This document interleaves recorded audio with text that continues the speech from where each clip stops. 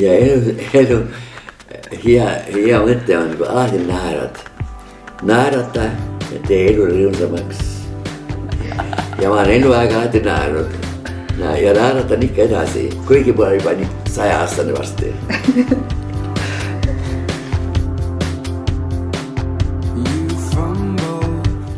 Mina kunagi ei pea viha, ma võin pahandada, aga ma ei vihasta.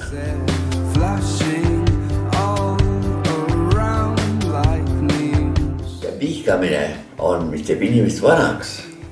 Kui tahate noor olla, kunagi vihake, armastage.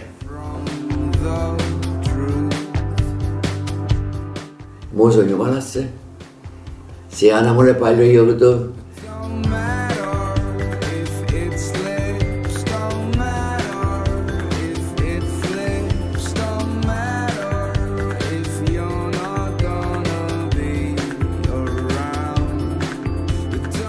Õnnelik on see, et saab teha tööd, mis talle meeldib, mida ta armastab. Võimlen iga päev, iga hommikul, nii kuidas mul aega ka on. Aga nii umbes 40 minutit.